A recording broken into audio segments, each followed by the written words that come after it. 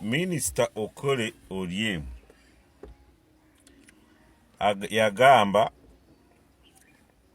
Robert Kyagulanyi ayina emisango egya treason.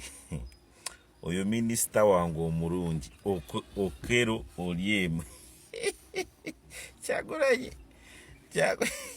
Kyagulanyi naye jjo mukwano gwange oyagamba mukwano gwako bw'osanga omuntu kubeera mukwano gwo ayina kusooka kumanye oyo taba mukwano gwo. Mukwano gwange gwensinga kwagala akyakulira poliisi mu KCC ebiseera biri by'emabega naye kati ye mwogezi wa poliisi Kitumba Lusoke yagambye Kyagulanyi tayina musango gwonna gwe baamuloopyeko ogwa treason. Kati minisita Okelo Olyemu oyo nno mutabani wa former president nno kituufu Okelo lutwa ye lutwa.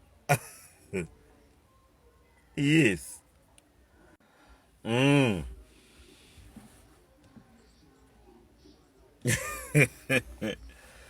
Kati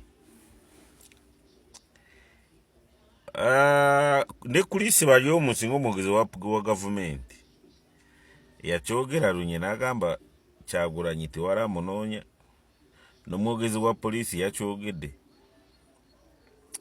Naye munsanyusizaawo mukizanye bulungi kubanga olwaleero akulira amagye ga America yagambye Trump ebyokulumba tubyesanyuwe. Trump agamba tulumbe. Kati Iran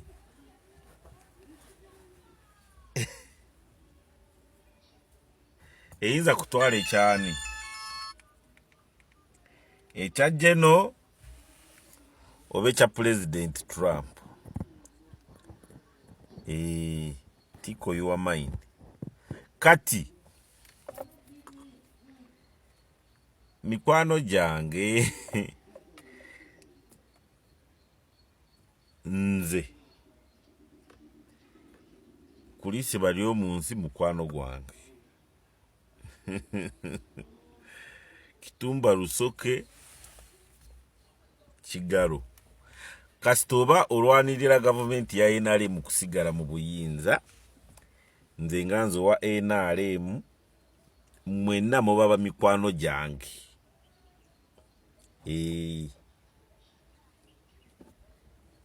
Mukitegete naye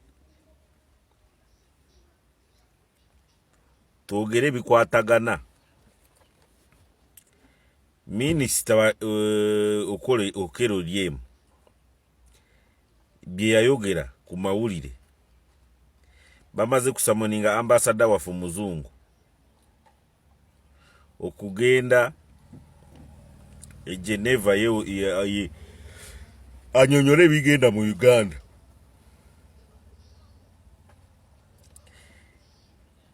Kulisi bali omunsi kye yandiyogedde n'omwogezi wa poliisi n'akyogera n'aboogezi abalala kubanga aboogezi bangi ba PR si kyekyo wama naye mwena bye mukola tubyagala nnyo. Kati waliwo awakana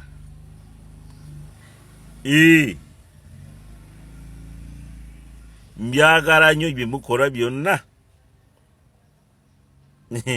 Mwebale nnyo, mwebalire ddala.